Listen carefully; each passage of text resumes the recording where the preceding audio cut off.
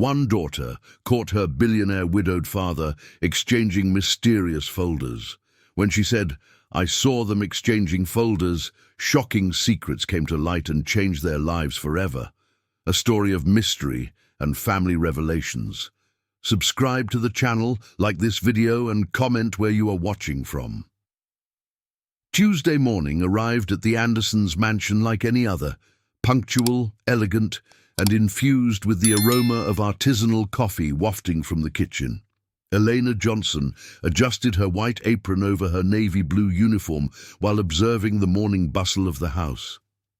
3 years working there had taught her that the Anderson family's routine followed an almost military schedule. At 7:15, Mr. Robert would come down for coffee. At 7:40, little Sophie would appear still in her pajamas, asking for her hot chocolate. And at 8 o'clock, sharp, they would both go on with their lives. He to the office downtown, she to the prestigious private school. Eleanor could not imagine that on this particular morning, that routine would be shattered forever. Sophie Anderson, at 8 years old, possessed that natural curiosity of children who have yet to learn that certain questions can be dangerous. Her brown hair fell in soft waves over her shoulders, and her green eyes, a legacy from her mother who left when she was just 5, captured every detail around her with an intensity almost unsettling for someone so young. That morning, something made her stop at the top of the marble staircase. Low voices came from her father's office. It was not uncommon. Robert Anderson often had business visitors at home. But there was something different in the tone, an urgency that made Sophie grip the golden handrail tighter and tiptoe down the steps barefoot. "Are you sure no one will find out?" The voice was her Uncle Gabriel, her father's younger brother, but it sounded tense in a way Sophie had never heard before. "Gabriel, for the 100th time, the documents are perfect. No one will question anything." Robert Anderson spoke softly, but his voice carried a barely concealed irritation. "The farm in Texas has been idle for 5 years. It's better to sell now than let it rot." Sophie reached the bottom of the stairs and hid behind the silk curtain that separated the foyer from the main room. Through the translucent fabric, she could see the silhouettes of the 2 men in the office. Her father, tall and imposing even at 42, gestured with a brown leather folder in his hands. Gabriel, shorter and nervous, was constantly adjusting his dark blue tie. What if someone decides to investigate the property's history? Gabriel paced back and forth, leaving marks on the oriental rug. "Robert, you don't understand. I need this money. They won't wait much longer." "Who are they, Gabriel?" Robert's question sounded like a low growl. "How much do you owe this time?" Sophie held her breath. Although she did not fully understand what was happening, she felt she was witnessing something important, something the adults were trying to keep away from her. Her small hand tightened around the curtain, making it sway slightly. 2 million. Gabriel's confession came out as a whisper. 2,300,000, to be exact. The silence that followed was broken only by the ticking of the Swiss clock on the wall. Robert dropped the folder onto the mahogany table, producing a dry sound that echoed through the house. "You lost 2 million gambling?" Robert's voice rose an octave. "Gabriel, have you completely lost your mind?" "I know it was a mistake, but a mistake." Robert stood up abruptly, knocking over the leather chair. "Gabriel, this is not a mistake. This is a catastrophe. And now you want to sell company properties to cover your gambling debts?" Sophie had never seen her father so agitated.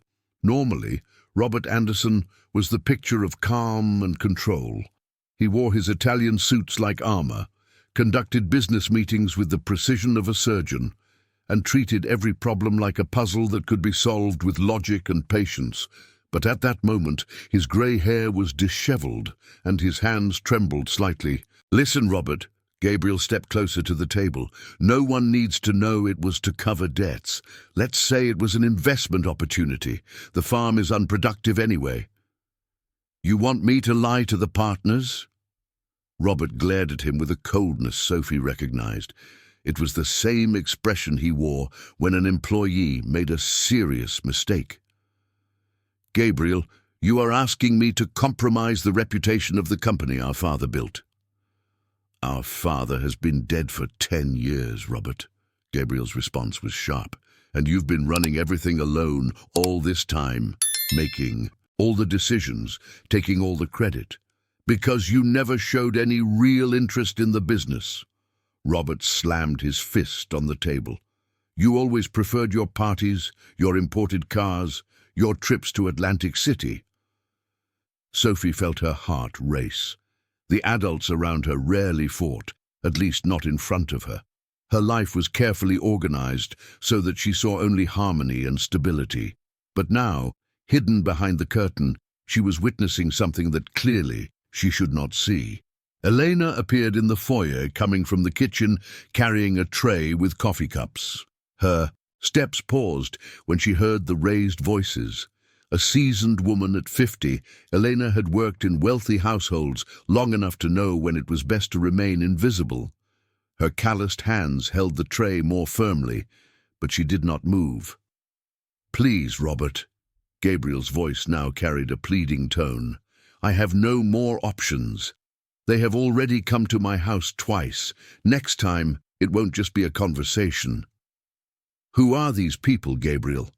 Robert stepped closer to his brother. Who have you gotten involved with? That doesn't matter right now. Gabriel looked away. What matters is that I need the money by the end of this week, or what? Or they will make things very unpleasant for the whole family. The threat hung in the air like a dark cloud. Robert stepped back a few paces, running his hands through his hair. For the first time since Sophie had known him, her father looked truly scared. You brought criminals into our lives? Robert's voice was just a whisper now, but filled with horror. Gabriel, Sophie lives in this house. How could you put my daughter in danger? Sophie felt a chill run down her spine.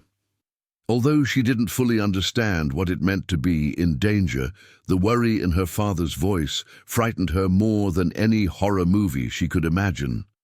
Elena, still standing in the hallway, watched the small silhouette behind the curtain. Her maternal instincts, sharpened by years of raising her own daughter alone, immediately recognized the signs of a child who was hearing things beyond her comprehension. She wanted to intervene, but knew that any movement could worsen the situation. No one is going to touch Sophie, Gabriel said quickly. They just want the money. Once I pay, everything goes back to normal. Normal? Robert laughed bitterly. Gabriel, do you think things can go back to normal after this? You violated the trust of the company, of the family. You brought criminals into our lives. So you're not going to help me? The silence stretched for long seconds. Sophie could hear her own breathing, which sounded thunderous in the tense atmosphere. Finally, Robert spoke. I will handle this, but on my terms, my way. And after this, Gabriel, you will leave the company, permanently. Robert, you can't. I can and I will. Robert's voice had regained its usual coldness. You made your choice. Now I make mine. Eleanor heard footsteps approaching the office door and quickly retreated toward the kitchen. Sophie, realizing that the men were about to leave, rushed up the stairs, her bare feet silent on the marble. When Robert and Gabriel emerged from the office, they found only the empty hallway and the lingering aroma of coffee in the air. Neither of them noticed the small figure watching them from the top of the stairs, nor did they imagine that their words had been heard by ears that, though young, were extraordinarily attentive. Sophie stood at the top of the stairs, even after Gabriel left, slamming the heavy wooden door harder than necessary. She watched her father return to the office, close the door, and heard the muffled sound of a phone call being made. At that moment, without knowing exactly why, Sophie Anderson felt that her life had changed forever. Sophie remained at the top of the stairs for another 10 minutes, watching the closed door of her father's office. The muffled sound of Robert's voice on the phone reached her in incomprehensible waves, but the urgent tone was unmistakable. When she finally went downstairs to have her hot chocolate, Elena had already set the breakfast table with her usual precision. Warm French bread, homemade strawberry jam, and the girl's special mug with unicorn designs. "Good morning, little one." Elena smiled, but Sophie noticed something different in her eyes. The housekeeper seemed worried, though she tried to hide it.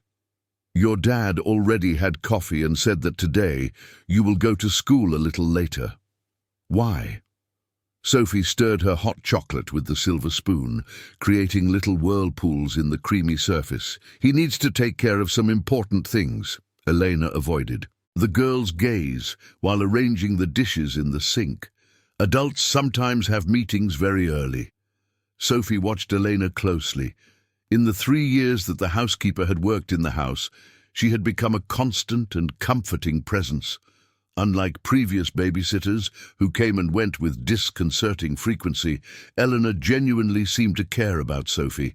She remembered the girl's birthday, knew her favorite foods, and had a knack for knowing exactly when Sophie needed a hug. "Miss Elena," Sophie said slowly, "have you ever heard adults talking about things you shouldn't hear?"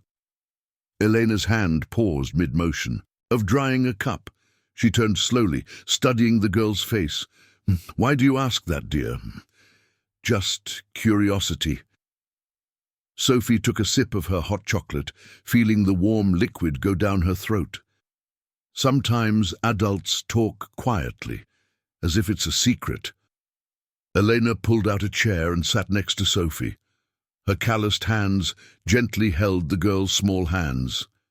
"Sophie, listen to what Ms. Elena is going to tell you. Sometimes adults talk about complicated things, things that can worry children for no reason.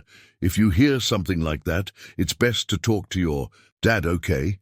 Sophie nodded, but her green eyes remained thoughtful. Eleanor recognized that expression. It was the same one her own daughter Lisa made when she was processing important information. The office door opened, and Robert emerged with the phone glued to his ear. He wore his business mode expression, jaw set, focused eyes, upright posture. But Sophie noticed that his hands trembled slightly as he gestured. "Yes, Dr. Smith, I understand the seriousness of the situation," he was saying on the phone. "I need you to prepare a complete audit of all transactions involving rural properties from the last 6 months. "What do you mean it could take weeks? Doctor, I don't have weeks." Robert paused, running his free hand through his hair. Sophie watched him from the breakfast table, pretending to be focused on her chocolate. "All right, do what you can. And Dr. Smith, this needs to stay between us for now. No secretaries, no assistants, just the two of us." He hung up the phone and finally noticed Sophie in the kitchen. "Good morning, Princess." Robert forced a smile and approached the table. "Did you sleep well?" "I did, Dad." Sophie studied his face. "You look tired." "Dad has a lot of important business to take care of." He kissed the top of her head. "But nothing you need to worry about." Elena observed the interaction between father and daughter while discreetly organizing the utensils in the kitchen. She had raised Lisa alone since she was 2 years old and recognized the signs of a child who was noticing more than adults realized. Sophie was too smart for her own good. "Dad," Sophie said as Robert poured himself a cup of coffee, "Uncle George seemed really nervous this morning." The cup stopped halfway to Robert's lips. "Did you see your uncle today?" "I heard you talking." Sophie bit her lower lip, a habit she had developed when she felt insecure. "It seemed important." Robert exchanged a quick glance with Elena, who discreetly shook her head, signaling that she hadn't told the girl anything. "Sophie, what exactly did you hear?" The girl hesitated. Part of her wanted to tell everything, about the folders, about the money, about the ranch. But something in her father's expression made her reconsider. Just that Uncle George seemed worried about something. Robert knelt beside Sophie's chair, bringing himself to her eye level. "Princess, sometimes adults have conversations about business that might sound concerning, but they're actually normal. You don't need to worry about any of that, okay? Dad will handle everything." Sophie nodded, but Robert noticed she didn't look entirely convinced. "How about we do something special after school today?" he suggested. "We can go to the mall for ice cream and then stop by the bookstore. You wanted those new books from the Brave Princess series." Sophie's eyes lit up slightly. "Really? But don't you have meetings?" "The meetings can wait." Robert smiled, and this time the smile was genuine. "My princess is more important." Elena felt a tightening in her chest as she watched the scene. She recognized Robert's effort to reassure his daughter, but she also saw the tension in his shoulders, the way his fingers drummed nervously on the table. He was scared, desperately trying to hide it from the girl. After Robert left to take Sophie to school, Elena was left alone in the quiet house. She should have been focused on cleaning. The 2 housekeepers who took care of the other floors wouldn't arrive until 9. But she couldn't shake the morning conversation from her mind. 3 years of working for the Anderson family had taught her many things about Robert. He was a good man who treated his employees with respect and paid fair wages. More importantly, he loved Sophie with an intensity that was sometimes overwhelming. After the death of his wife, he had become both father and mother to the girl, learning to braid hair, to prepare bottles in the middle of the night when she was sick, to tell bedtime stories. But Elena also recognized the signs of a man under extreme pressure.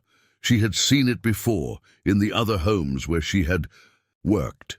Powerful men who suddenly found themselves vulnerable, who discovered that not every problem could be solved with money or influence. As she vacuumed the living room rug, Elena thought about her own life. At 50, she had made many difficult decisions. The main one was leaving a rural area in Texas to try her luck in Dallas. She had arrived in the big city at 25, pregnant and abandoned by her boyfriend, with only $500 in her pocket and the determination to give her unborn daughter a better life. The ironic thing was that the ranch in Texas that Robert and George had mentioned in their morning discussion was exactly where Elena's family had worked for 3 generations. Her grandfather had been the foreman of the property, her father had taken care of the cattle, and she herself had played in the cornfields as a child. The Anderson Ranch was part of her earliest memories. Elena stopped vacuuming when this connection became clear in her mind. Did Robert know about her origins? When she applied for the job 3 years ago, she had only mentioned that she came from rural Texas without specifying the town. It hadn't seemed relevant at the time. Now, suddenly, it felt very relevant. The house phone rang, interrupting her thoughts. Elena answered, as she always did when Robert wasn't around. "Anderson residence." "Who are you?" The male voice on the other end was rough, aggressive. "Where is Robert?" "He's out. Can I take a message?" "Listen here, lady, whoever you are. You tell Robert that his little brother's deadline hasn't changed. Friday, by 5 p.m. If he thinks he can stall, he's very mistaken." Elena felt a chill run down her spine. "May I ask who's speaking?" "You may not. Just pass. On the message." The line went dead with a sharp click. Elena stood still for several seconds, holding the silent phone. The man's voice carried an implicit threat that made her think of the conversation she had witnessed that morning. George had mentioned that they wouldn't wait much longer. She looked around the elegant house, the imported furniture, the original paintings on the walls, the Czech crystal chandelier in the entryway. All of it represented security, stability, protection. But suddenly, Elena realized how fragile those protections were when dangerous people decided to invade them. She thought of Sophie with her 8 Ears and natural curiosity. The girl was too smart not to notice when something was wrong. And what if those dangerous people decided that the pressure on Robert needed to increase? Elena made a decision that would change everything. She took a piece of paper and wrote down exactly the words the man had used, along with the time of the call. Then she tucked the paper into her apron pocket. As much as she respected Robert as an employer, her primary loyalty was to Sophie. And if protecting her, Elena was willing to break some etiquette rules between maid and employer. After all, she was a mother too. The rest of Tuesday passed in a silent tension that seemed to permeate every corner of the Anderson mansion. Elena carried out her tasks with her usual efficiency, but her mind couldn't shake off the threatening phone call. Every time the phone rang, and it rang 6 times before 5 in the afternoon, her heart raced. Fortunately, all the calls were either commercial or from Robert's friends. Nothing that sounded sinister like the morning's call. When Robert returned from the office at 6:30, Elena immediately noticed that the day had been difficult for him as well. His clothes, usually impeccable, were wrinkled. His tie was loosened, and there was a deep crease between his eyebrows that she had never seen before. He carried a black leather briefcase, different from the brown one he and George had exchanged that morning. And his movements were tense, like a man carrying an invisible weight on his shoulders.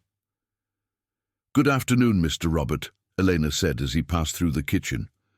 "Sophie arrived from school an hour ago and is doing her homework in her room." "Thank you, Elena." Robert stopped and turned to her. "Was there any important call today?" Elena hesitated for a moment, then decided that honesty was the best approach. "Yes, sir. A man called around 2 in the afternoon. He didn't want to identify himself, but left a message." The muscles in Robert's neck visibly tensed. "What kind of message?" Eleanor took the paper from her apron pocket and read exactly the words she had noted. "You tell Robert that his little brother's deadline hasn't changed. Friday, by 5 in the afternoon. If he thinks he can stall, he's very mistaken." The silence that followed was broken only by the ticking of the kitchen clock.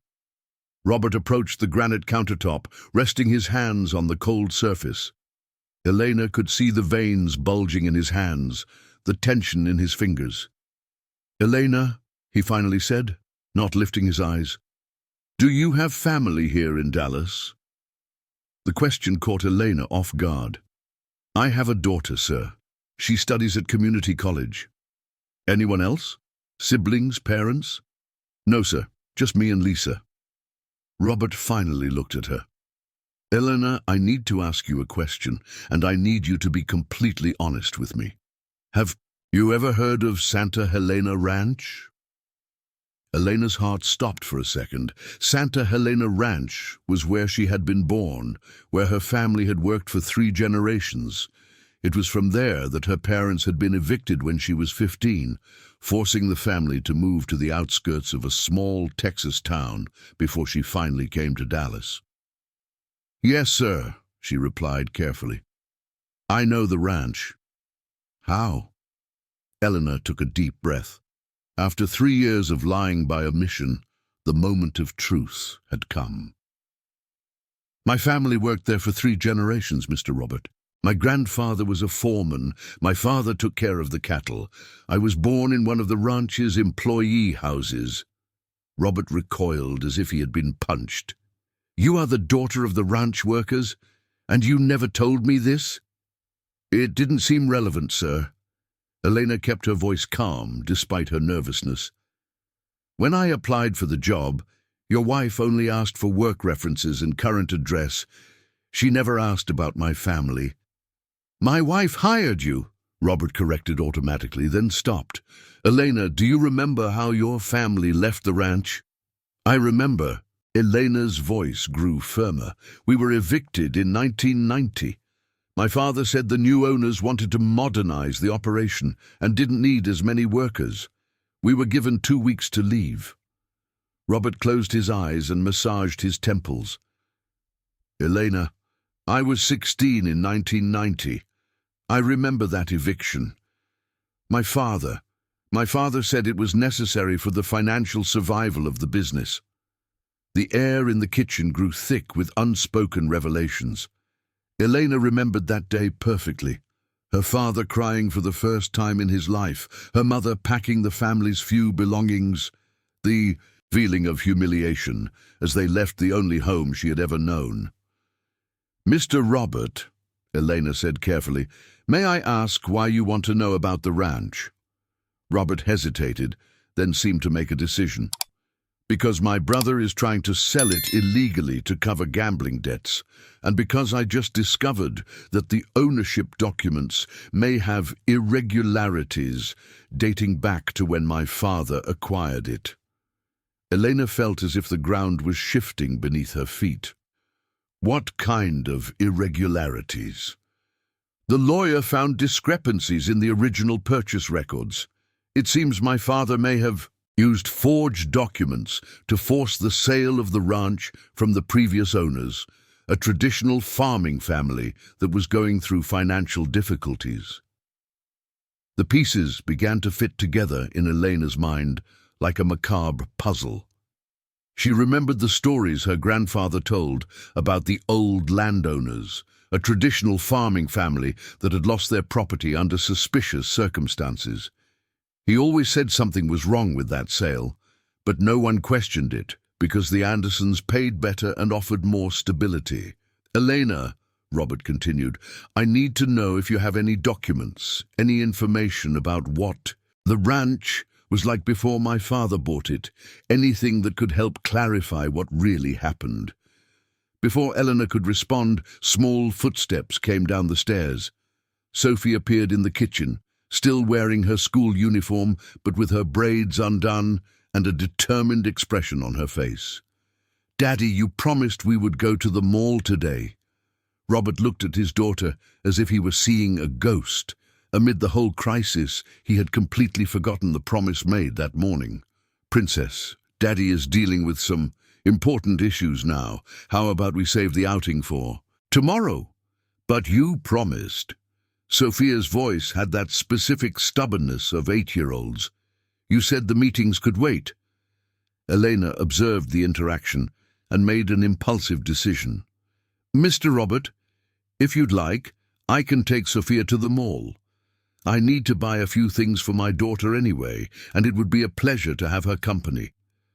Sophia looked at Eleanor with surprise, then at her father with renewed hope. "Can we, Daddy?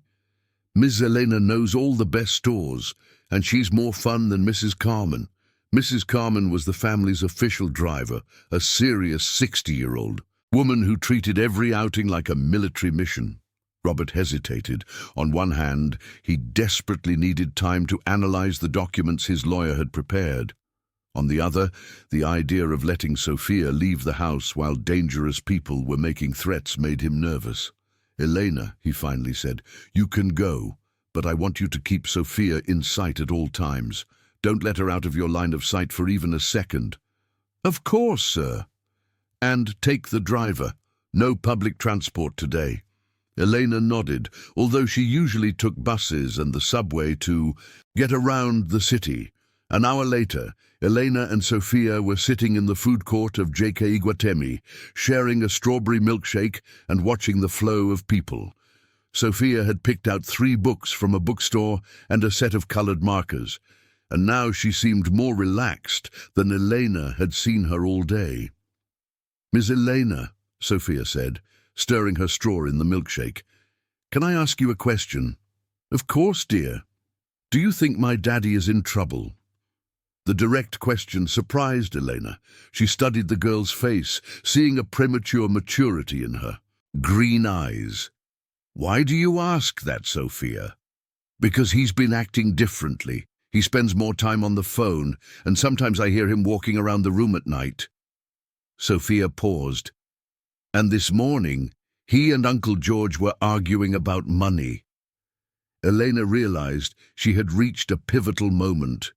She could lie, reassure Sophia with empty words, and keep the girl in ignorance. or she could treat her with the respect her intelligence deserved. Sophia, sometimes adults go through tough times. It doesn't mean you're in danger or that you're not loved. It just means your daddy is working hard to solve some problems. What kind of problems?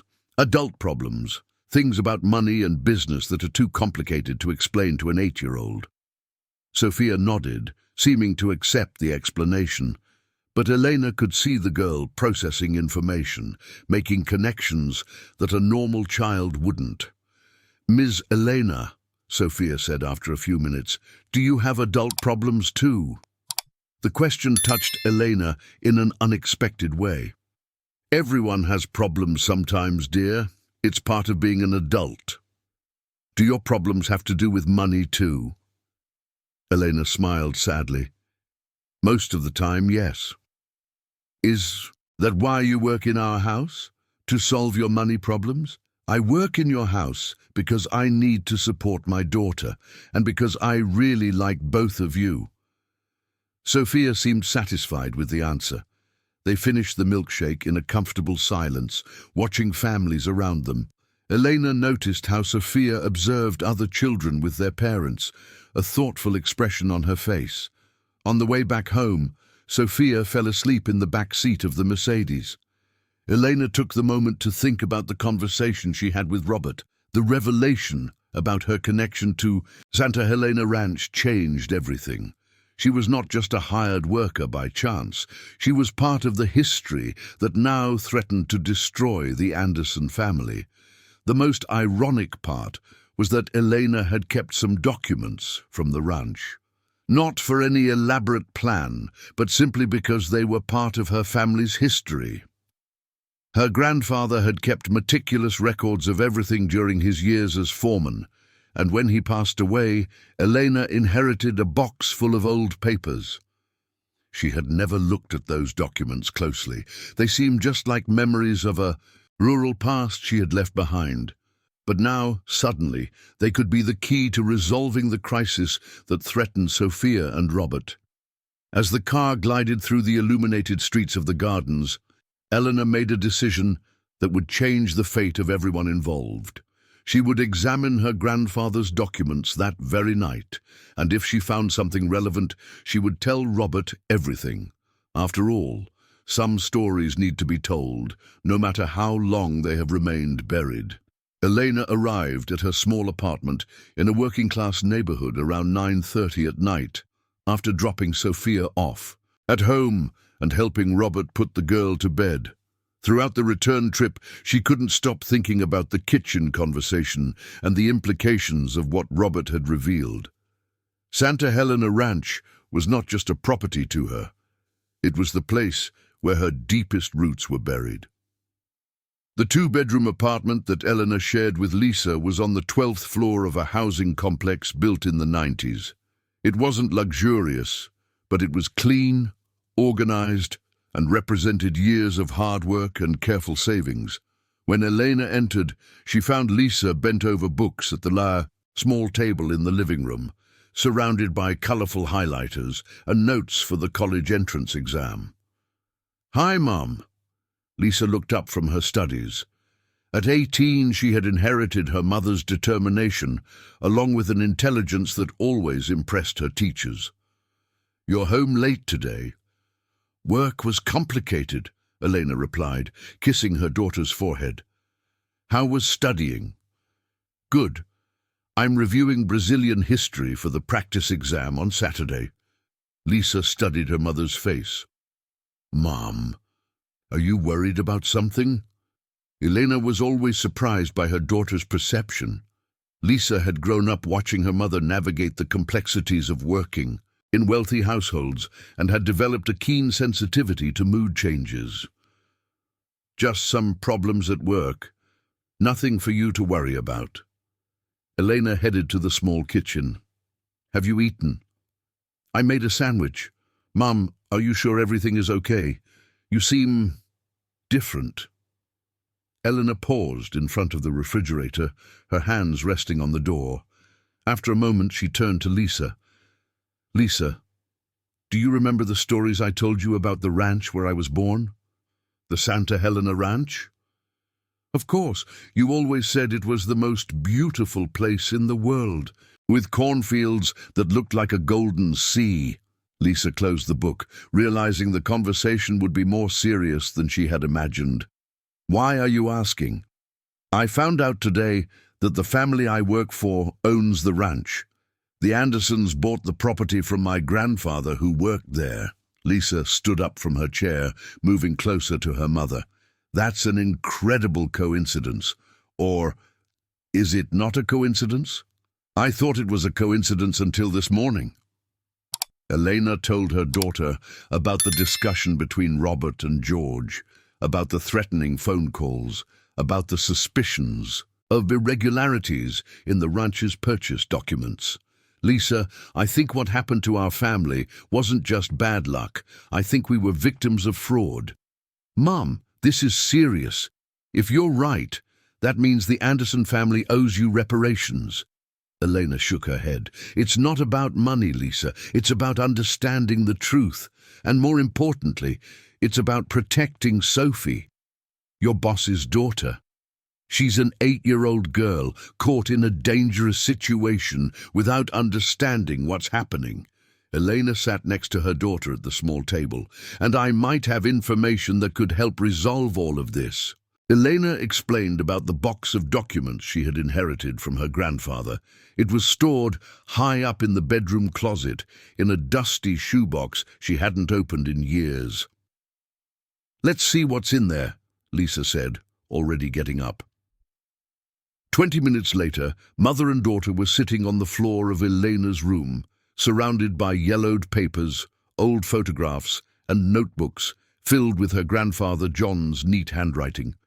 The smell of mildew and thyme hung over the documents, carrying memories of a rural life that Elena had almost forgotten.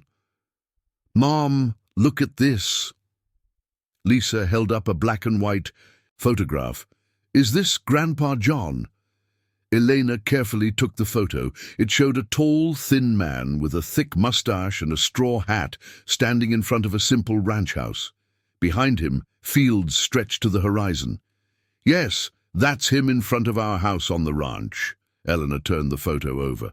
On the back, in neat handwriting, it read, John Smith, foreman of Santa Helena Ranch, 1990, 2 years before the forced sale. Forced sale? Lisa repeated. Did Grandpa write this? Eleanor felt a chill. She had never paid attention to the details of her grandfather's notes. Let's see if he wrote anything else about this. They spent the next hour carefully examining each document. There were payment receipts, notes about the cattle, records of planting and harvesting.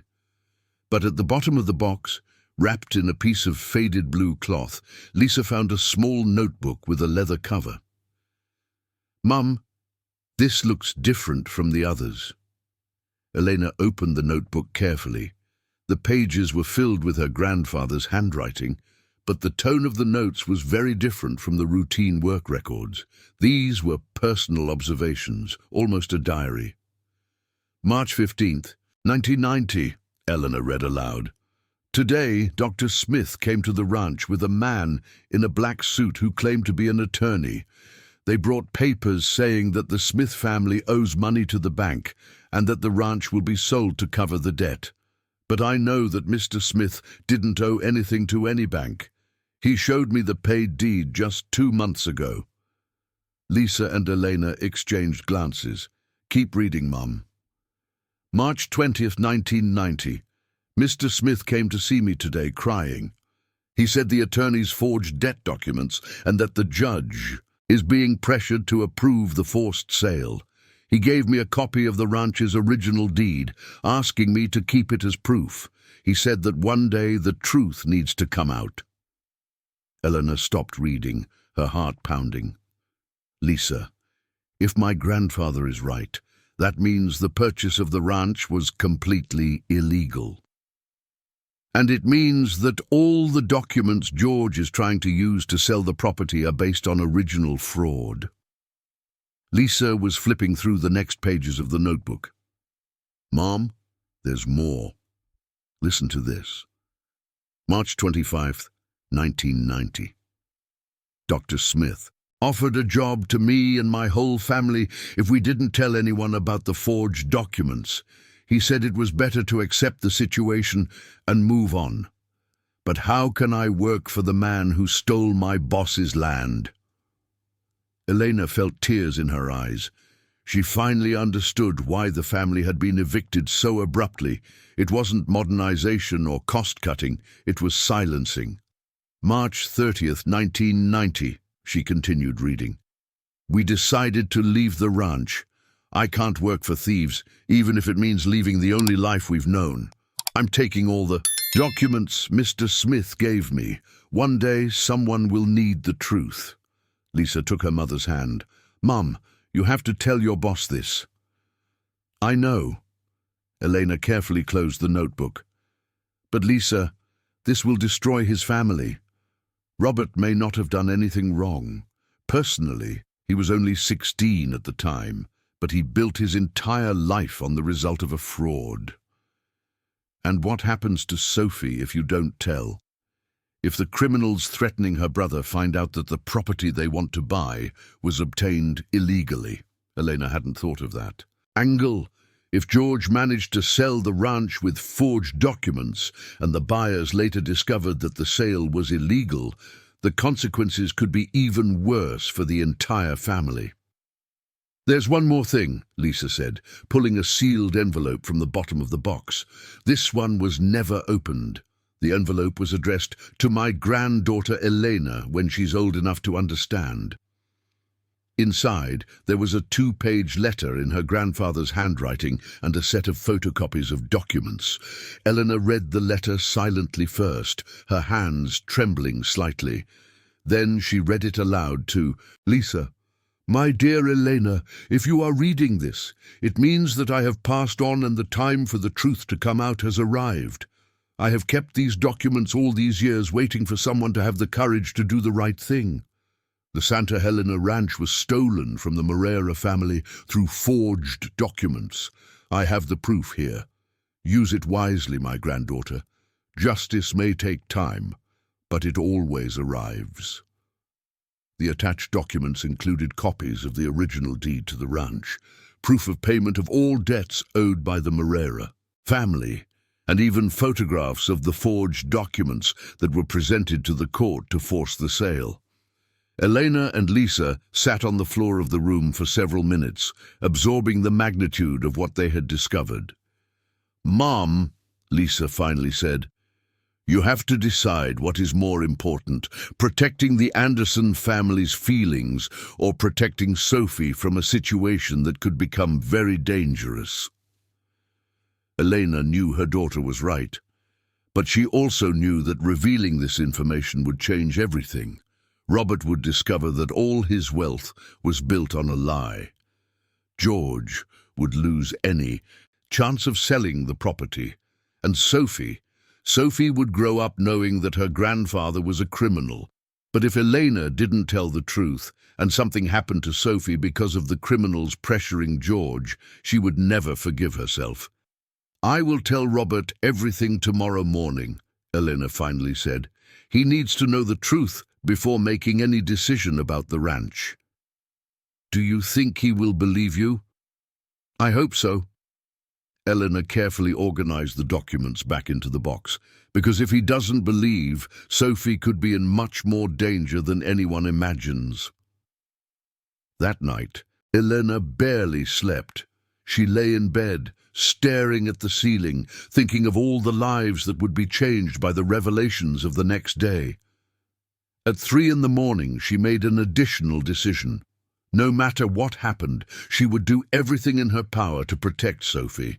The girl was innocent in this whole situation and deserved to grow up safely. The rest would be up to Robert to decide. Wednesday dawned grey over Dallas, with heavy clouds threatening rain and creating an oppressive atmosphere that perfectly matched Elena's mood. She arrived at the Anderson mansion at 6:30 in the morning, an hour earlier than usual, carrying a discreet folder with copies of the most important documents she had found in her grandfather's box. Robert was already awake, sitting in the office with a cup of cold coffee and papers scattered across the mahogany desk. He was wearing only a grey t-shirt and pajama pants, his dishevelled hair indicating that he had spent the night awake. When Eleanor knocked on the office door, he looked up with red, tired eyes. "Elena, you're early today." "Mr. Anderson, I need to talk to you about the Santa Helena ranch. It's urgent." Something in Elena's tone made Robert sit up straight in his chair. He gestured for her to take a seat in the leather armchair in front of the desk. "What did you find out?" Elena took a deep breath, placing the folder on the desk. "Mr. Anderson, I spent the entire night examining documents my grandfather left. You need to see this before making any decision about the ranch." She opened the folder and pulled out the first photocopy. The original deed to the Santa Helena Ranch, dated 1960, showing the Moreira family as the legitimate owners. Robert took the document, frowning. "Elena, where did you get this?" "My grandfather kept all the documents related to the forced sale of the ranch in 1990. Mr. Anderson." Elena hesitated, then decided to be direct. "Your father did not purchase the ranch legally. He used forged documents to force the sale." The silence that followed was broken only by the distant sound of cars on the street. Robert examined the document for several minutes, comparing it with papers he had on his desk. "Elena, this can't be right." His voice was low, almost a whisper. "My father may have been tough in business, but he wasn't a criminal. Mr. Anderson, I have more proof." Elena showed him her grandfather's notebook, reading excerpts from the notes about the pressure exerted by the Anderson family. Then she showed the copies of the forged debt documents that were presented to the court to justify the forced sale. Robert read each document with growing horror. His hands began to tremble as he realized the implications of what he was seeing. "My God," he murmured. "Does this mean that all our wealth was built on a lie?" Elena gently finished. "Mr. Anderson, I know this is hard to accept, but you need to understand. If George manages to sell this property now, using documents based on the original fraudulent purchase, it could create even bigger legal problems." Robert abruptly stood up, walking to the window that overlooked the garden. The sun was beginning to peek through the clouds, creating patterns of light and shadow. In the shade of the perfectly manicured lawn, Robert said, "Eleanor, do you understand what this means? It means I need to return a property worth $15 million. It means I could be sued for unjust enrichment. It means my family's name will be destroyed." "Mr. Robert, you were 16 when this happened. No one can hold you accountable for your father's actions." "Really?" Robert turned to her, his eyes shining with a mix of anger and despair. "Eleanor, I signed documents related to that property. I declared income based on it. In the eyes of the law, I am as guilty as my father." Eleanor felt her heart tighten seeing Robert's despair. She had worked for him long enough to know he was a fundamentally honest man who always treated his employees with respect and loved Sophie more than anything in the world. "Mr. Robert, maybe there's a way to resolve this that doesn't destroy everything you've built." "How?" Eleanor had thought about this during a sleepless night.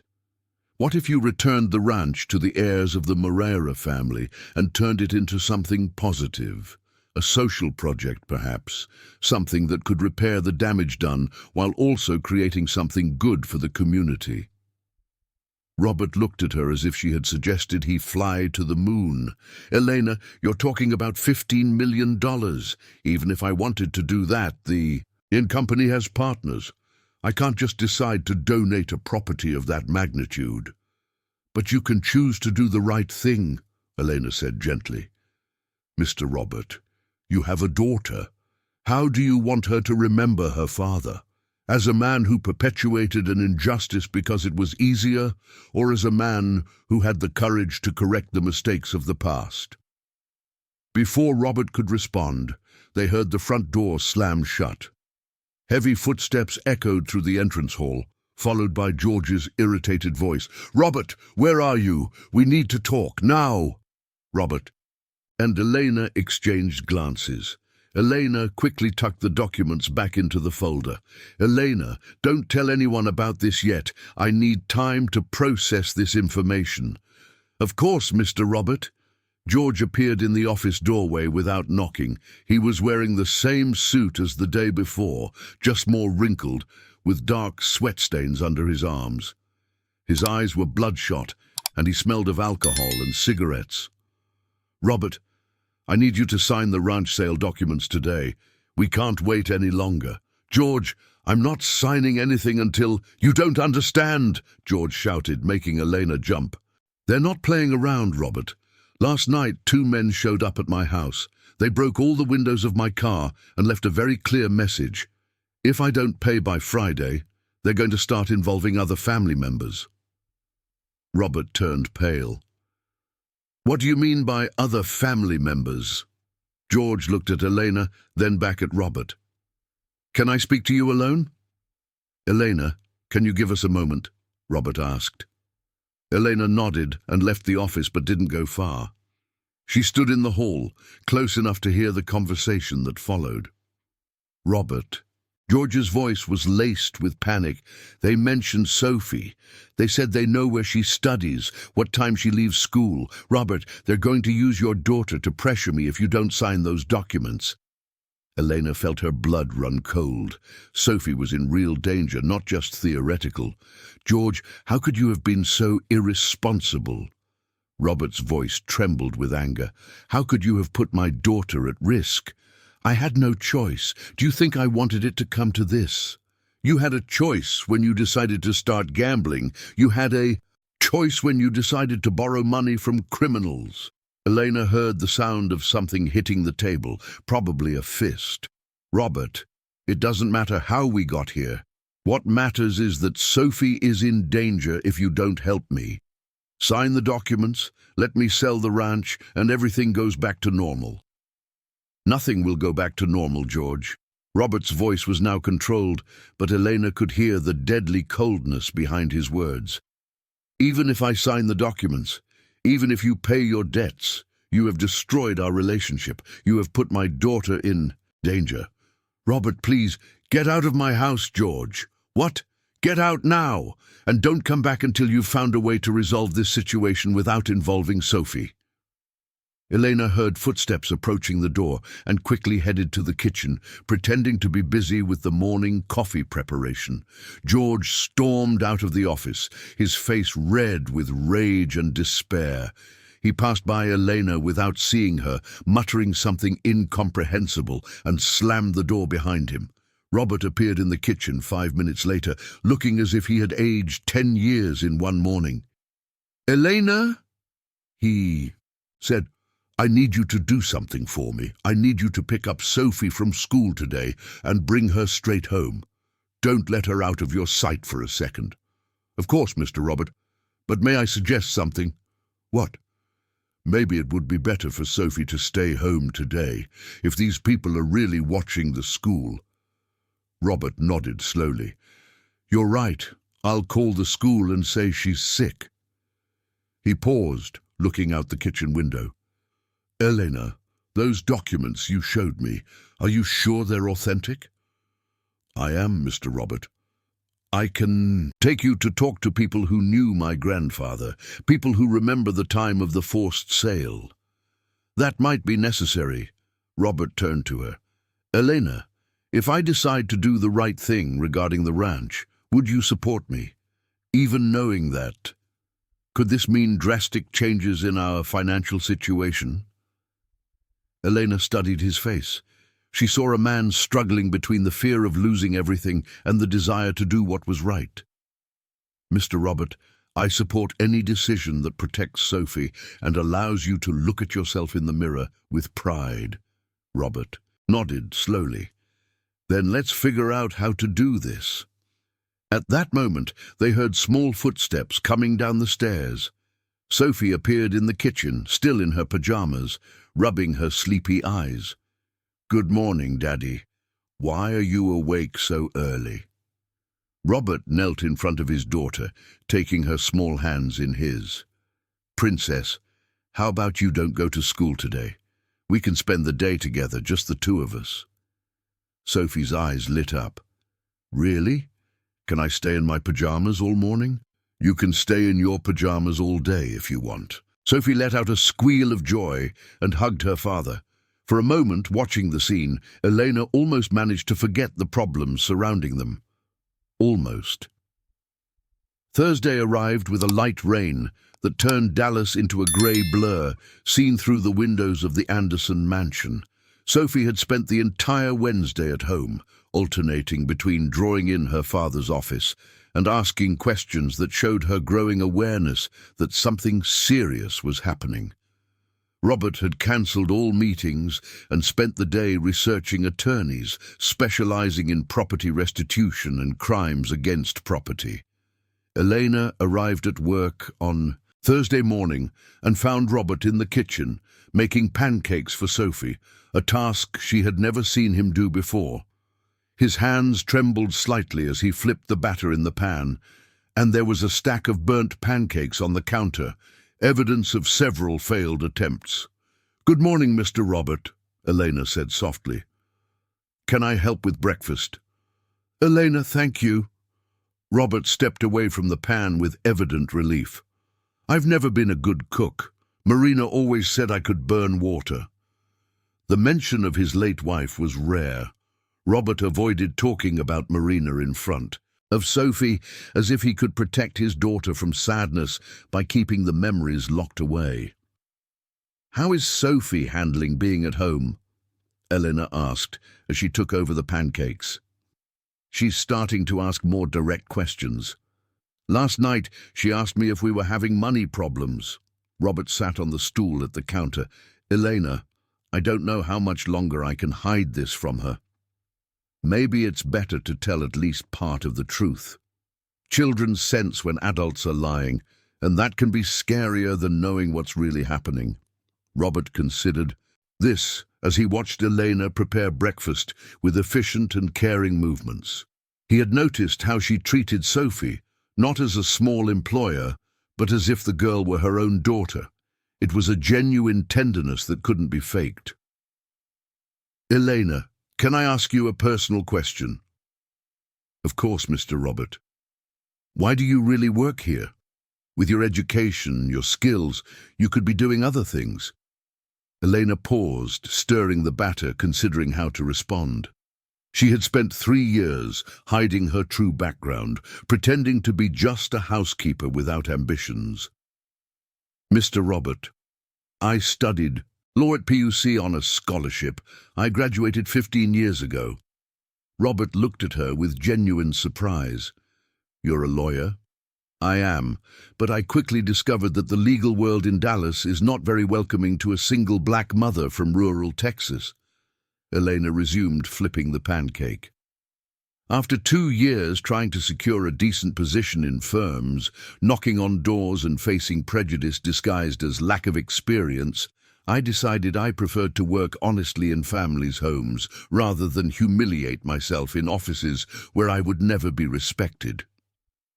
The silence that followed was heavy with revelations. Robert realized he had completely underestimated the woman who had been working in his home for 3 years. "Elena, this changes everything. You understand legal issues. You can help me navigate this ranch situation. That's why I brought the documents for you. I recognized the irregularities immediately." Elena turned to him. "Mr. Robert, I have a proposal." Before she could continue, Sophie appeared in the kitchen, drawn by the smell of pancakes. She was wearing pink pajamas with unicorns and carrying her favorite stuffed animal. "Good morning, Miss Elena." "Good morning, Daddy." She sat at the table. "Why are you two talking so quietly?" We were talking about work, Princess, Robert said, kissing his daughter's head. Always work, Sophie sighed dramatically. When I grow up, I'm going to have a fun job. I'm going to be a unicorn veterinarian. Elena laughed, serving a perfect pancake on Sophie's plate. Being a unicorn veterinarian sounds very interesting, and profitable too. What does profitable mean? Sophie asked, cutting the pancake into small pieces. It means you earn money doing something you enjoy, Eleanor explained, like you and Daddy. The innocent question created an awkward moment of silence. Robert and Eleanor exchanged glances over the top of the girl's head. It's not always like that, dear, Elena said carefully. Sometimes people work in things they don't like because they need to take care of their family. Like you taking care of me and Daddy? I really enjoy taking care of you, Eleanor said, and Robert could see she was telling the truth. You all have become a family to me too. Sophie smiled, satisfied with the answer, and returned her focus to the pancakes. After Sophie finished breakfast and went to watch cartoons in the living room, Robert and Elena returned to their interrupted conversation. What was your proposal? He asked. Elena took a deep breath. I researched the legal situation last night. If you voluntarily return the property to the rightful heirs, it can be set up as spontaneous restitution, which would drastically reduce any legal penalties. Additionally, if we turn this into Elena continued, the Smith family that was wronged. I found the descendants. They live in a small town in Texas. 3 siblings who work in family farming. If we offer the ranch back to them, but in partnership, a project that combines sustainable agriculture with rural education, we could create something that benefits the whole community. Robert listened attentively, recognizing the intelligence and care behind Elena's proposal. And George, how does this solve his debt problem? That's the most delicate point, Elena admitted. George cannot sell a property that does not legally belong to the family. But if we explain the situation to his creditors... Elena, George's creditors are criminals. They won't accept legal explanations. Then maybe it's time to involve the police. The suggestion hung in the air like a bomb about to explode. Robert had never seriously considered involving the authorities, especially because it would mean admitting that George was involved with criminal elements. If I do that, I might be signing my brother's death warrant. Mr. Robert, you might be signing Sophia's death warrant if you do nothing. The brutal truth of Elena's words hit him like a punch to the stomach. He had spent his whole life protecting George from the consequences of his irresponsible actions. First, it was the low grades in school, then the problems in college, then the failed businesses, and now this. When would it be enough? The house phone rang, interrupting his thoughts. Eleanor answered. Anderson residence. One moment, please. She covered the receiver. It's Dr. Smith, the attorney. Robert took the phone. Dr. Smith, yes, I understand. What kind of irregularities? 15 properties. My God. Elena watched the color drain from Robert's face as he listened to the attorney. Dr. Smith, can you come here today? It's urgent. Yes, I know it's expensive, but I need immediate guidance. When Robert hung up the phone, his hands were visibly shaking.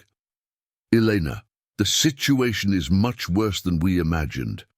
The attorney found irregularities not just at Santa Helena Ranch, but in 15 different properties that my father acquired between 1980 and 1990, all using the same pattern of forged documents.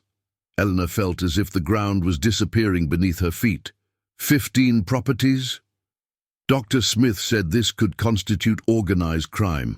Elena, if this goes public, it won't just be about the restitution of the properties. It could mean prison, asset confiscation, complete destruction of everything my family built. Elena moved closer to him, placing a gentle hand on his shoulder. Mr. Robert, This makes it even more important to do the right thing. If you take the initiative, take responsibility, and work to repair the damage, it will count in your favor with the authorities. And Sophia, how am I going to explain to my daughter that she will grow up knowing her grandfather was a criminal, that she could lose her home, her school, everything she knows? Elena thought of her own childhood, the hardships she had faced, the determination it had instilled in her. Mr. Robert, children are more resilient than we think. Sophia will remember how her father handled the crisis, not the crisis itself. If she sees you acting with courage and honesty, that will shape her character more than any material comfort. Robert looked at her with a mix of admiration and despair. Eleanor, you're asking me to gamble my daughter's future on the hope that doing the right thing is worth more than financial security. I'm asking you to show Sophia what kind of man her father is. At that moment, Sophia appeared in the kitchen, still carrying her teddy bear. Daddy, why do you look sad? Robert knelt in front of his daughter, looking into the green eyes that were so much like her mother's. Princess, sometimes adults have to make very difficult decisions, decisions that can change our lives. What kind of decisions? Robert hesitated, then decided to try a version of the truth suitable for an 8-year-old. Daddy found out that Grandpa, who died when you were little, did some wrong things with the family's properties. Now Daddy needs to decide whether to correct those mistakes, even if it means some changes in our lives. Sophia considered this with the seriousness that children sometimes show in important situations. Daddy, you always taught me that when we do something wrong, we have to apologize and try to fix it. Isn't that what you should do too? The simplicity of her child logic cut through all the complications Robert had created in his mind. Elena watched the father and daughter, feeling her heart tighten with the tenderness of the scene. You are right, Princess. That's exactly what Daddy should do. Sophia hugged her father. I love you, Daddy, even if we have to live in a smaller house or eat less ice cream. Robert felt tears in his eyes. I love you too, Sophia, more than anything in the world. Elena discreetly stepped away, leaving father and daughter embraced in the kitchen, knowing she had witnessed the moment Robert Anderson decided to be the man he wanted his daughter to remember. Friday dawned with a radiant sun that cruelly contrasted with the tension enveloping the Anderson mansion. It was the last day of the deadline given by George's creditors, and Robert had spent the entire night in the office, alternating between calls to attorneys and planning sessions with Elena on how to proceed with the restitution of the properties. Dr. Smith had arrived on Thursday afternoon with a briefcase full of documents that confirmed Robert's worst fears. 15 rural properties, all acquired through the same scheme of forged debts and legal pressure. The total value involved reached $12 million in current values. Mr. Robert, Elena said, entering the office with a tray of coffee, you need to eat something. You haven't slept at all. Robert lifted his eyes from the papers, and Elena was shocked by his appearance. In 3 days he had visibly lost weight, developed deep dark circles under his eyes, and wore an expression of exhaustion that went beyond the physical. Elena, how am I going to explain to Sophie that she might have to change schools, that we might have to sell the house? Mr. Robert, you spoke with her yesterday. She understands that sometimes we need to make sacrifices to do what is right. She's 8 years old, Elena. She shouldn't have to understand these things. Elena sat down in the leather armchair in front of the desk. Over the past 3 days, the formality between employer and employee had practically disappeared, replaced by a partnership born out of necessity and mutual respect. Can I tell you a story? Robert nodded, taking the coffee cup with slightly trembling hands.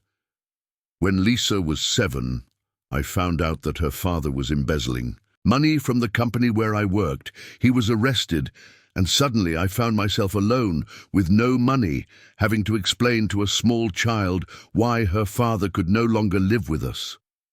Eleanor paused, recalling the pain of those days. Lisa asked me if we were going to be poor.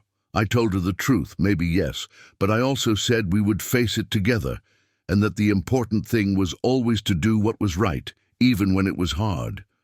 And how did she react? She said that if I thought it was right, she supported me. You know what impresses me most about Lisa today? She chose to study law to help people who go through situations like ours. Adversity didn't break her, Mr. Robert. It strengthened her. Robert took a sip of the coffee, savoring the first food he could swallow in 24 hours. Elena, I've made a decision. I'm going to call the federal police this morning. I'm going to hand over all the documents, confess everything I know, and offer to fully cooperate with any investigation. Elena felt relief and apprehension at the same time. And George? George made his choices. I can no longer protect him from the consequences. Robert stood up, walking to the window. But I will make one last attempt to convince him to turn himself in as well. Maybe, if he cooperates with the authorities. The sound of the doorbell interrupted the conversation. Elena looked at the clock. It was only 9 in the morning, too early for social visits. I'll see who it is, she said, but Robert followed her to the entrance hall. Through the peephole, they saw George at the door. But he was not alone. 2 large men, wearing dark suits and sunglasses, flanked him on either side. One of them kept a hand in the inner pocket of his jacket in a way that left no doubt about what was there. "Robert!" George shouted through the door. "Open up! They want to talk to you!" Robert and Eleanor exchanged glances. Eleanor immediately thought of Sophie, who was in her room playing. "Mr. Robert, don't open the door. Call the police." "I can't. If I do that, they might hurt George. And if you open, they might hurt Sophie." On the other side of the door, one of the men began to speak in a rough, authoritative voice. "Mr. Robert Anderson, I know you're inside. My name is Mark Johnson, and I represent your brother's creditors. We came here for a civilized conversation about the payment of the debt." Robert approached the door, but did not open it. "What do you want?" "We just want to talk about the $2,300,000 your brother owes us. George told us you have a ranch that can be sold quickly to settle the debt." "The situation has changed," Robert replied. "The ranch cannot be sold." There was a pause. On the other side of the door, followed by low whispers. "Mr. Robert, you have a very beautiful daughter. Sophie, right? 8 years old, studies at a local private school. She leaves school every day at 4:30. Eleanor felt the blood run cold in her veins. Robert turned pale. "Keep my daughter out of this. Then solve your brother's problem. We have a proposal. You sign the ranch sale documents today, the money is transferred by Monday, and everyone goes on with their happy lives. Otherwise what? Otherwise, we will have to take measures to ensure that you understand the seriousness of the situation." Elena pulled Robert away from the door and whispered urgently, "Where is Sophie?" "In her room, playing. Go get her. Exit through the back door, take the car, and go to a safe place. I'll stay here and try to buy time." "Elena, I can't leave you alone with these men. Mr. Robert, Sophie is more important than either of us. Go."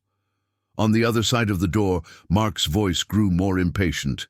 "Mr. Robert, we are losing patience. Open the door so we can resolve this like civilized people."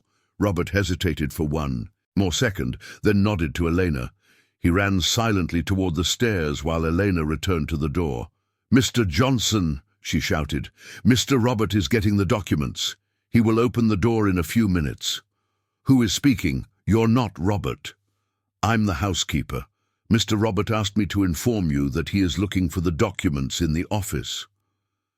Eleanor could hear Robert quickly going up the stairs. She needed to buy more time. "Mr. Johnson, can I ask a question? How do you know George Anderson?" "That's none of your business. It's just that I've Worked here for 3 years and have never seen George with gambling problems. I'm curious to know how it got to this point." Elena was desperately trying to keep the conversation going, buying time for Robert and Sophie to escape. From the upstairs, she heard Robert's low voice explaining something to Sophie, then quick footsteps heading toward the back of the house. "Listen here, housekeeper." Mark's voice turned threatening. "Your boss has exactly 2 minutes to show up with those documents, or we're coming in one way or another." Elena heard the distant sound of Robert's car starting up in the back garage. They had managed to escape. Now she needed to decide what to do about her own safety. She ran to the kitchen and called the police from the landline. "Hello, emergency? There are armed men trying to break into the residence at 1247 Augusta Street in an upscale neighborhood. Yes, they are threatening the residents. Please send units immediately." From the hall, she heard noises at the front door. They were trying to force their way in. Elena dashed to Robert's office and grabbed the folder with all the documents regarding the property irregularities. If something happened to her, at least the evidence would be safe. The sound of wood splintering echoed through the house. They had broken the door. "Where's Robert?" Mark's voice shouted from the hall. Elena hid behind the office desk, clutching the folder to her chest. She could hear the men rummaging through the house, opening doors, climbing the stairs. "There's no one here," one of the men yelled. "What do you mean there's no one? George said they were home." Eleanor heard George's voice, weaker and scared. "I saw them come in. Robert was here an hour ago." "You brought us to an empty house, you idiot." The sound of a hard slap echoed through the house, followed by a groan of pain that Eleanor recognized as George's. "Please," George pleaded. "They must have left through the back door. Robert must have realized you were coming. Where could they have gone? I don't know. Maybe to his office downtown or to a friend's house." Elena heard distant sirens approaching. The police were arriving. "Damn," Mark muttered. "It's the police. Let's go. And George, take him with you. He still owes us money." Eleanor heard footsteps running toward the broken door, then the sound of cars speeding away on the street. The sirens grew louder, and finally she heard voices of police officers entering the house. "Is anyone here? Police!" Elena stepped out from behind the desk, trembling, still clutching the folder of documents. "Here! I'm here!" 2 police officers entered the office, weapons drawn. "Are you injured? What happened here?" Eleanor quickly recounted the invasion, the threats, Robert and Sophie's escape. She mentioned that George had been taken by the intruders, but didn't go into details about the gambling debts or the fraudulent properties. "Do you know where Mr. Robert might have gone?" "No, but I can try to contact him." Elena dialed Robert's cell phone. He answered on the second ring. "Elena, are you okay? What happened?" "I'm fine, Mr. Robert. The police are here. The men are gone, but they took George with them." The silence on the other end of the line was heavy with all the implications of that information. "Elena, Sophie is fine. We're in a safe place. But this has changed everything. I can't wait any longer to involve the authorities. I'm calling the federal police right now. Mr. Robert, I kept all the documents about the properties. They are safe. Thank you, Elena. You saved our family today." Elena felt tears in her eyes. "That's what family does, Mr. Robert. We protect each other." That afternoon, as the house was examined by forensics and Eleanor gave her testimony about the invasion, she reflected on how the last few weeks had completely changed her life. She had come to work for the Andersons as a simple housekeeper, hiding her true education and history. Now she was a key player in an investigation that could change the fate of one of the richest families in Dallas. But more importantly, she had discovered that sometimes families are not formed just by blood, but by the choices we make when the people we love are in danger. 3 weeks after the invasion, the Anderson family's life had turned into a roller coaster of court hearings, testimonies, and newspaper headlines. Robert had kept his word and handed over all the documents to the federal police, fully confessing to the frauds committed by his father and cooperating fully with the investigations. Elena found herself in a surreal situation. From housekeeper, she had officially become Robert's legal consultant, helping him navigate the complex processes of recovering the 15 fraudulent properties. The public prosecutor's office had recognized her spontaneous cooperation and offered a leniency agreement in exchange for the full return of the lands and the payment of a $20 million fine. The mansion in the upscale neighborhood had been put up for sale to help cover the repair costs. Robert, Sophie, and Elena now lived in a 3-bedroom apartment in a neighborhood in Dallas. Smaller, but still comfortable, and more importantly, free from the weight of wealth built on lies. Sophie had adapted to the new reality with the natural resilience of children. Her new public school was different from the private school, but she had made friends quickly and seemed genuinely happy. Sometimes Elena found her helping classmates who were struggling with their studies, showing a generosity that had not been encouraged in her previous life of privilege.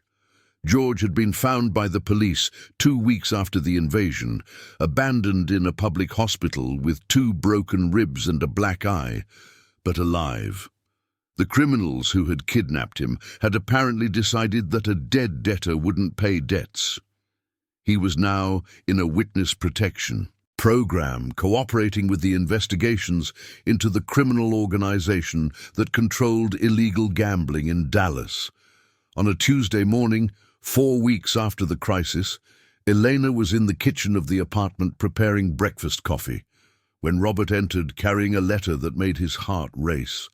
"Elena, a letter has arrived from the descendants of the Smith family. They accepted our proposal." Elena took the letter with slightly trembling hands. Over the past few weeks, she and Robert had been working on an ambitious project, transforming Santa Helena Ranch into a rural educational center that combined sustainable agriculture with technical education for young people from underprivileged communities. "Mr. Robert, does this mean that—" "It means we managed to turn a historical injustice into something positive." Robert smiled, the first genuine smile Elena had seen from him in weeks. "The Smith brothers want to be our partners in the project. They have the experience in agriculture, and we have the resources for the educational structure." Sophie appeared in the kitchen, already wearing the uniform of the new school. "Daddy, you look happy today." "I am happy, Princess. Remember the project that Elena and I were planning to help kids from the countryside study? The ranch project with the crops and classrooms. Exactly. The people who were the true owners of the ranch want to work with us to make this happen." Sophie jumped for joy. "Does this mean I will get to see the ranch where Miss Elena was born?" Elena knelt in front of Sophie. "It means you will be able to help other kids have the same opportunities you have, dear." "Can I really help, even though I'm just a kid?" Robert knelt beside Elena. "Princess, you have already helped us more than you can imagine. You reminded me that we always have to try to fix the mistakes that others made." At that moment, Robert's phone rang. It was Dr. Smith, the attorney. "Dr. Smith, what do you mean? Are you sure?" "That's amazing." Eleanor watched Robert's expression change from surprise to joy. "Elena," he said, hanging up the phone, "the public prosecutor's office decided to reduce our fine to $10 million in recognition of our social project. They considered that transforming the ranch into an educational center has public utility value." Elena felt tears of relief in her eyes. $10 million was still an astronomical amount, but it was the difference between the family's financial survival and complete bankruptcy. "And there's more," Robert continued. "Dr. Smith said that 3 companies have already expressed interest in sponsoring the project. They want to associate their brands with the Social Responsibility Initiative." Sophie, who had been listening to the conversation with the seriousness she had developed in recent weeks, asked a question that surprised both adults. "Daddy, does this mean Grandpa was a bad person?" Robert and Eleanor exchanged glances. It was the first time Sophie had asked such a direct question about her grandfather's crimes. Robert thought carefully before responding. "Princess, your grandfather did wrong things that hurt other people. That was bad. But sometimes good people do bad things. And people who do bad things can have children and grandchildren who are good people. Like you and me. Exactly like you and me." Sophie seemed satisfied with the explanation. "So we are fixing the bad things he did?" "We are trying, yes. So he wasn't completely bad. Because if he were completely bad, you wouldn't be my daddy, and you are the best daddy in the world." The child's logic once again cut through all the complexities that adults had created. Robert hugged his daughter, feeling lighter than he had in years. After Sophie left for school, Robert and Elena sat at the kitchen table to review the detailed plans for the educational center. They had hired educators specializing in rural education, experienced agronomists in sustainable agriculture, and architects who understood how to build structures that harmonized with the natural environment. "Elena," Robert said, looking at the designs for the future center, "I need to ask you an important question." "Go ahead." "I would like you to be the legal coordinator of the project. It would be a salaried position, executive pay, profit sharing. Would you be on board?" Elena looked at Robert in surprise. "Mr. Robert, that would be a dream come true." "You don't need to call me Mr. anymore, Elena. We are partners now."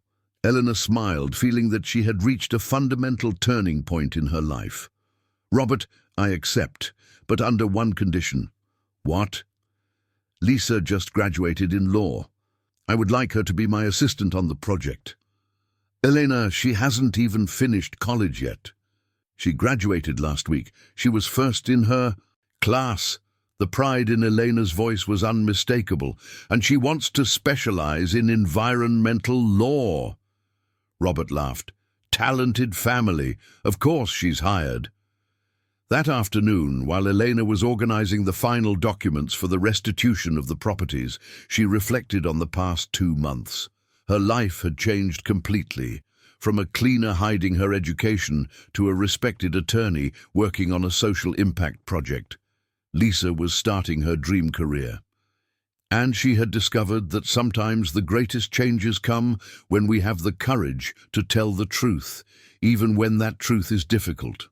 Robert found himself in a similar situation. He had lost most of his inherited wealth, but he had gained something he hadn't known was missing: the ability to sleep peacefully, knowing that his fortune was not built on the suffering of others. Sophie, with her 8 years of wisdom, had become the bridge connecting a family torn apart by secrets with a new family built on honesty and purpose. When Elena arrived home that night, she found Lisa studying at the small table in the living room, no longer for college entrance exams, but for her first week of work as a junior attorney. "Mom," Lisa said, looking up from her books, "are you happy?" Eleanor considered the question. 2 months ago, she woke up every day to work as a cleaner, hiding who she really was, saving every penny to give her daughter an education. Today, she woke up as the legal coordinator of a project that could... "It's difficult. It always leads us to better places than lies." Applause echoed through the courtyard. Sophie, sitting in the front row next to Ms. Maria Smith, clapped enthusiastically. "This centre is not just about agricultural education," Robert continued. "It's about showing that the mistakes of the past can be transformed into opportunities for the future. It's about proving that justice doesn't have to be merely punitive. It can be restorative." When it was Elena's turn to speak, she walked up to the microphone carrying a brown leather portfolio, the same one she had used the day she showed Robert her grandfather's documents. "My grandfather worked on this ranch for 20 years, she began. "When our family was evicted from here in 1990, My grandfather kept documents that he hoped would one day help justice prevail. He wrote in a letter that justice sometimes takes time, but it always arrives. Elena paused, looking at the attentive faces in front of her. He was right. But justice did not arrive in the way any of us expected. It came through the courage of a man who chose to do the right thing, even when it meant losing almost everything. It came through the wisdom of an 8-year-old child who reminded her father that we must always try to fix our mistakes. And it came through the determination of young people like you, who are here today to build a better future. The applause was long and warm. Elena saw tears in Lisa's eyes, pride on Robert's face, and pure joy in Sophie's expression.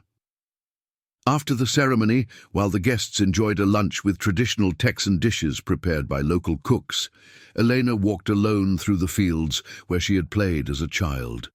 The memories were vivid, her running between the rows of corn, helping her grandfather count the cattle, listening to the stories he told about the ranch, from the days of the old landowners. Robert found her near the small lake where she used to fish with her grandfather. "Elena, I have a question to ask." "Go ahead." "Gabriel was released from the Witness Protection Program last week. He wants to come visit the center. Would you feel comfortable with that?" Elena considered the question. Gabriel had changed drastically in recent months. His gambling addiction was being treated. He was working as an accountant at a small company in a small town in Texas, and he had been instrumental in dismantling the criminal organization that controlled illegal gambling. But Elena knew that her relationship with him would always be complicated. "If Sophie feels comfortable, then I do too. This place is about second chances." "Thank you, Elena. That means a lot to me." They sat in silence for a few minutes, watching the clear water of the lake reflect the white clouds in the sky. "Robert, can I ask a personal question?" "Of course." "Do you miss your old life? The mansion, the status, the financial security?" Robert thought carefully. "Sometimes I miss the simplicity of that life. It was easier when I didn't know about my father's crimes, when I could just focus on making money without questioning where it came from." He paused. "But I could never go back to living knowing what I know now. And more importantly, I see Sophie growing up with values she would never have developed in my old life. She is learning that happiness comes from helping others, not from accumulating possessions." "And is she happy?" "Yesterday she told me that when she grows up she wants to be a lawyer for poor farmers, just like Lisa. Elena, my daughter wants to dedicate her life to helping people. What father wouldn't be proud of that?" By the end of the afternoon, after all the guests had left and the students settled into their dorms, the two families, the Andersons and the Smiths, Elena and Lisa, gathered on the porch of the main house for dinner together. Sophie insisted on helping to serve the food, distributing plates of chicken with okra and rice prepared by Ms. Maria. Lisa was showing Robert some proposals for expanding the project to other states, while Elena reviewed the schedules for the first week of classes. "Ms. Elena," Sophie said, sitting next to her at the rustic wooden table, "can I ask a question?" "Of course, dear. Do you think that if you hadn't kept your grandfather's papers, none of this would have happened?" The question demonstrated the maturity that Sophie had developed over the year. Elena carefully considered her answer.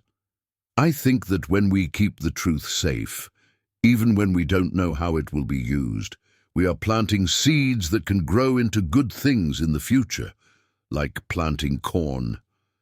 "Exactly like planting corn.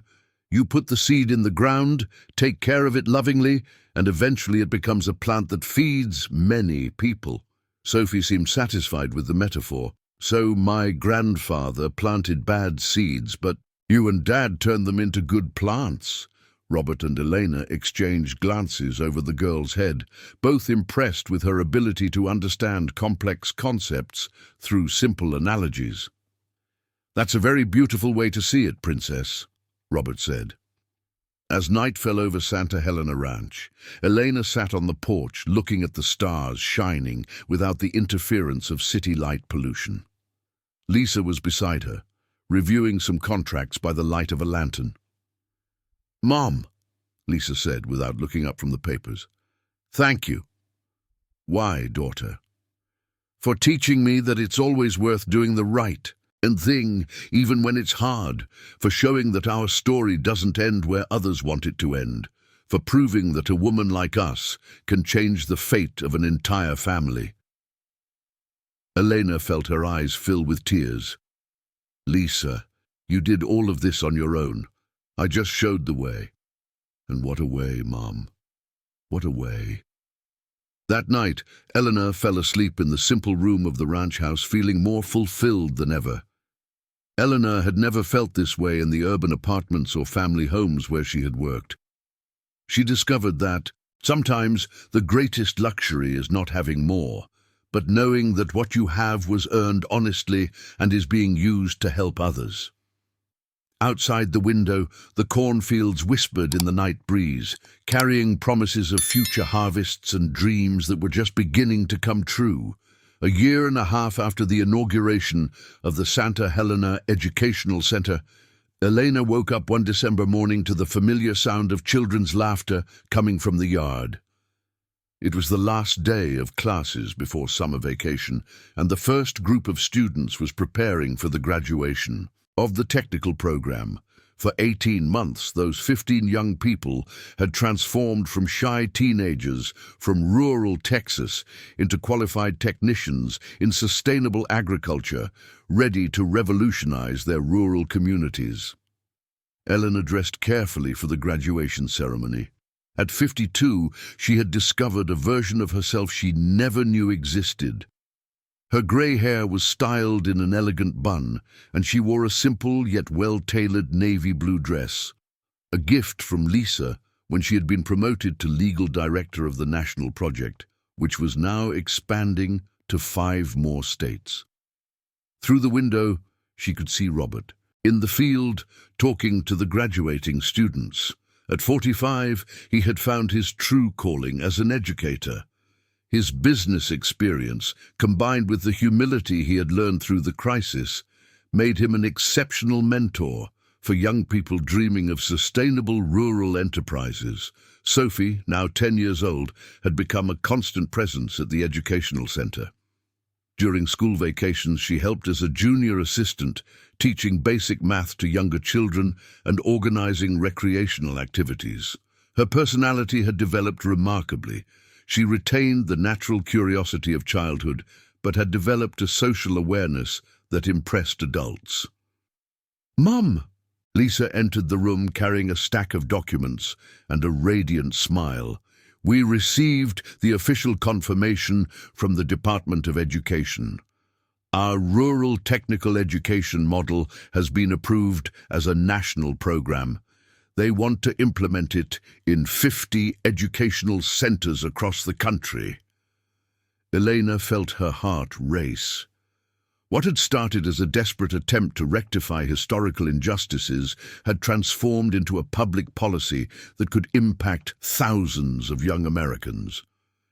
"And there's more," Lisa continued, her eyes shining. "The Bill and Melinda Gates Foundation wants to fund the international expansion of the project. They are interested in implementing the model in African countries facing similar issues of land concentration and rural poverty." Eleanor sat on the edge of the bed, trying to process the magnitude of what her daughter was saying. "Lisa, that means that the project that started to correct the crimes of Sophie's grandfather can help young people on 3 different continents." Eleanor thought of her grandfather John and the letter he had left about justice that sometimes takes time but always arrives. He could never have imagined that the documents he had carefully kept would result in a global impact. The graduation ceremony began at 10 in the morning under a generous sun that made the surrounding fields shine like an impressionist painting. 15 young people, wearing blue gowns made by local seamstresses, sat in the front row before an audience of family members, authorities and journalists from national and international outlets. Robert, as the director of the centre, was the first to speak.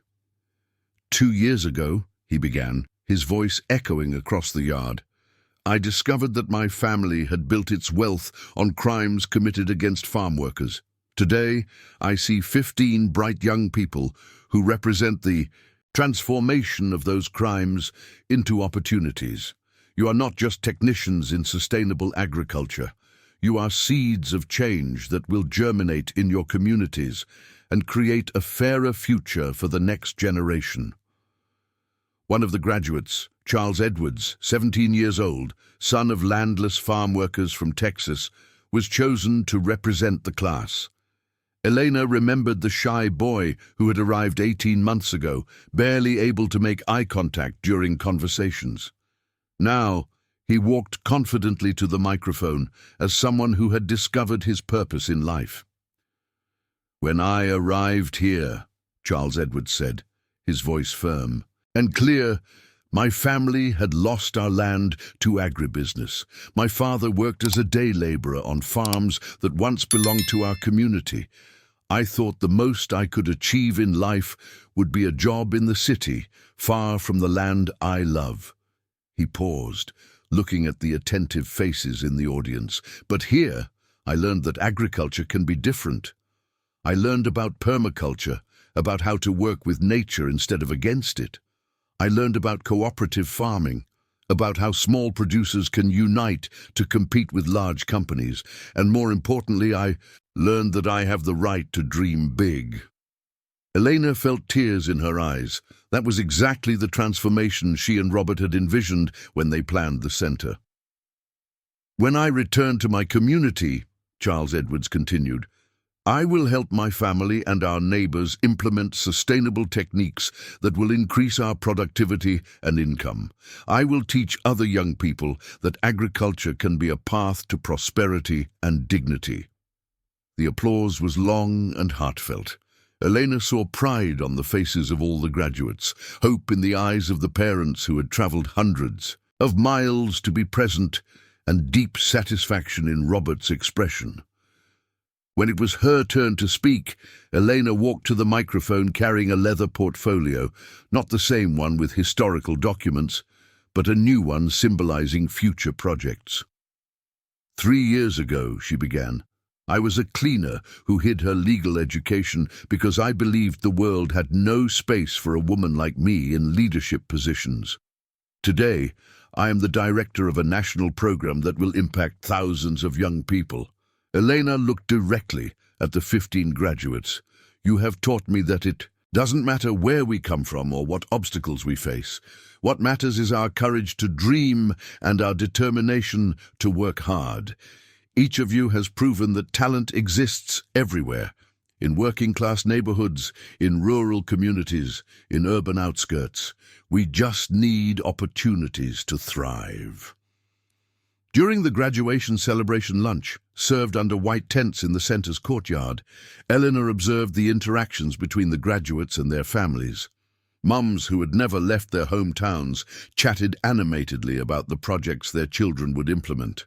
Dads who had worked their entire lives on the land now listened to their children explain scientific agricultural techniques that could triple family productivity.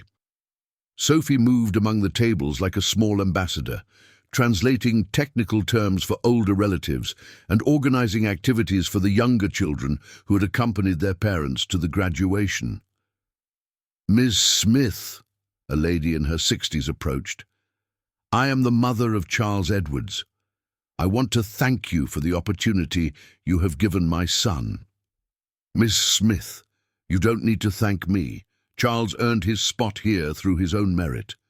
Yes, but without this centre he would never have had the chance to show his merit. The lady held Elena's hands. My family lost our land when I was 15. We spent our lives dreaming of becoming independent producers again. Now, through my son, that dream will become a reality.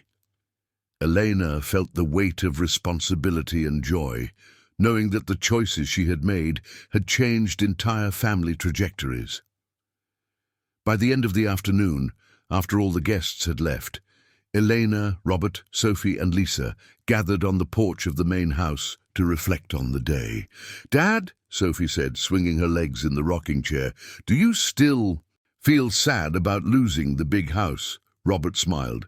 "Princess, I gained much more than I lost. I gained the certainty that our life has purpose. I gained the joy of seeing young people like Charles discovering their potential. And I gained an expanded family that includes Elena and Lisa.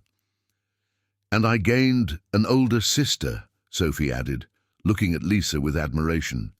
Lisa laughed. "And I gained a younger sister who reminds me every day why it's worth fighting for social justice." Elena observed this family built by choices and circumstances, not by blood, and felt a deep gratitude. She had started working for the Andersons as a domestic worker. Now they were truly a family, united by shared values and common purposes. "Elena," Robert said, "can I confess something?" "Of course.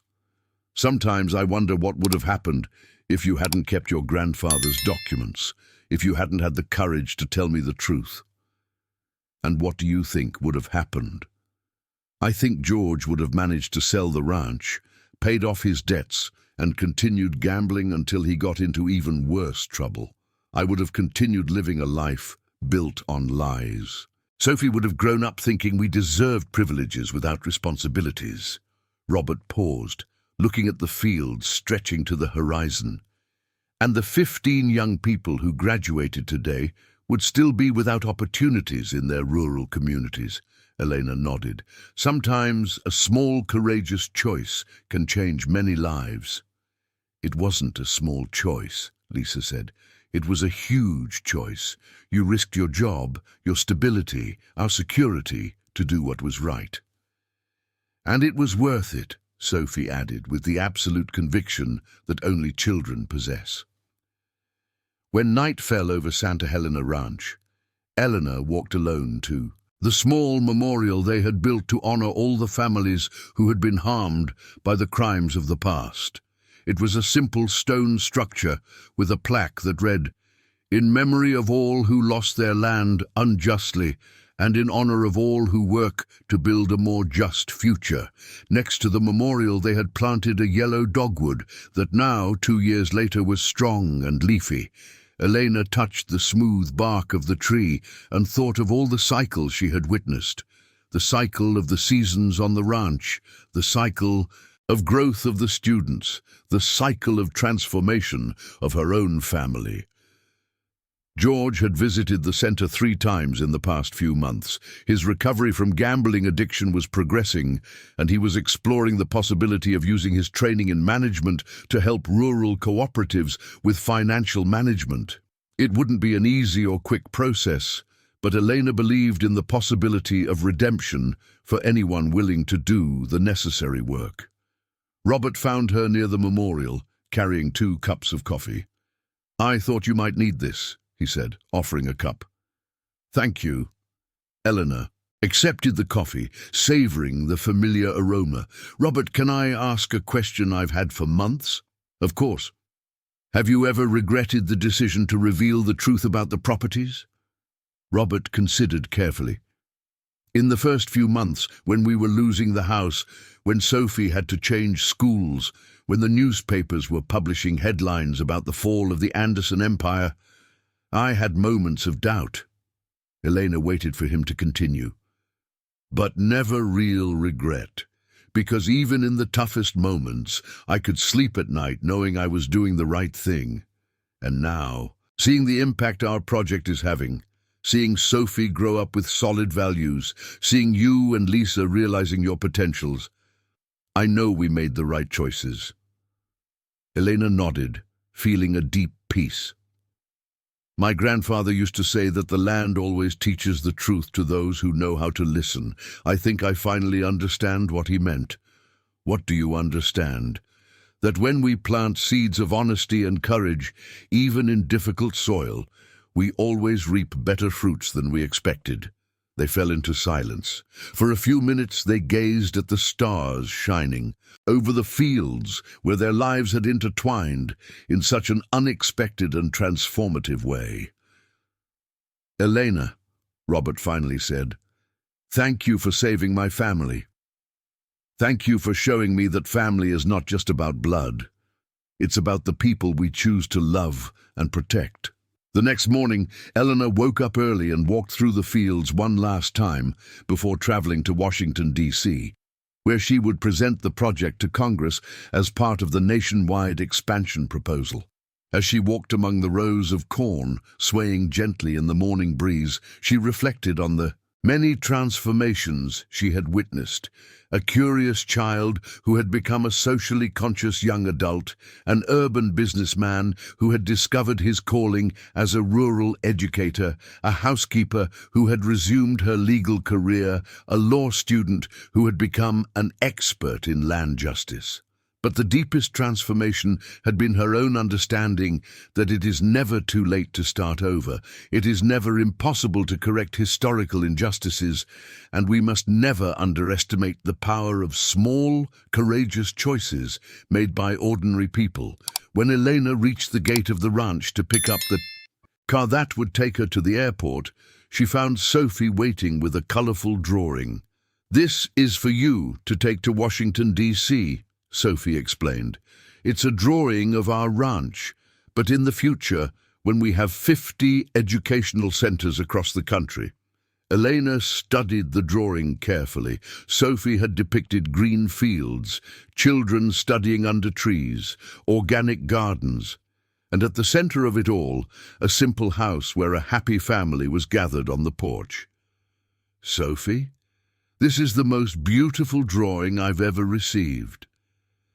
Miss Elena, when I grow up, can I work with you at the educational centers?" Elena knelt in front of the girl, looking into the green eyes that were still filled with the curiosity that had sparked this entire journey. "Sophie, you can be anything you want, but if you choose to work with us, it will be because you decided you want to dedicate your life to helping others achieve their dreams." "That's exactly what I want." Eleanor hugged Sophie, knowing that the 10-year-old girl already understood what many adults take a lifetime to learn. The true happiness comes from using our talents and opportunities to create a better world for everyone. As the car drove away from Santa Helena Ranch toward the airport, Elena looked out the back window and saw Robert, Sophie, Lisa, and even the students who had decided to stay for the break, all waving from the porch of the main house. She smiled, knowing that she was leaving behind not just a ranch, but a legacy of transformation that would continue to grow for generations. The future lay open before them, filled with possibilities planted in the fertile soil of courage, honesty, and love.